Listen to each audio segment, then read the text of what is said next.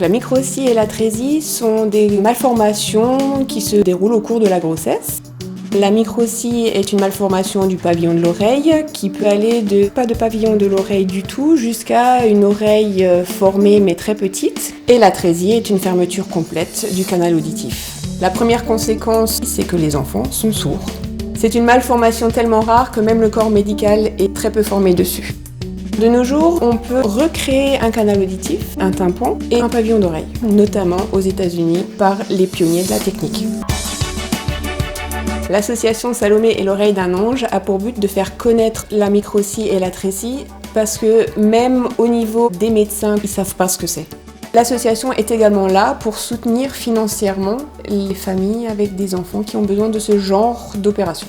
La première contrainte, c'est le fait que ce soit aux États-Unis. La contrainte principale, c'est le coût. Le coût de l'opération, le coût du voyage, il faut rester 1 mois sur place. L'opération se fait en ambulatoire, c'est sur une seule journée. En post-opératoire, l'oreille ne supporte pas la pression de l'avion pendant plusieurs semaines. Les bénéfices de cette opération sont beaucoup plus importants que les risques encourus. L'équilibre, un sens d'orientation, le fait de pouvoir apprendre correctement, d'entendre correctement. Donc un développement beaucoup plus important. La différence se fait sur les 5 mois qui suivent. Donc l'association a été montée pour Salomé, notre fille, et on s'est juré de pouvoir aider d'autres parents. On a eu la chance de pouvoir aider Evan. Un autre enfant atteint de microtie et d'atrésie bilatérale, donc des deux côtés.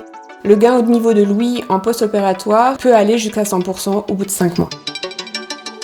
Salomé, avant l'opération, restait dans son coin. Elle est rentrée des États-Unis, c'était pas la même.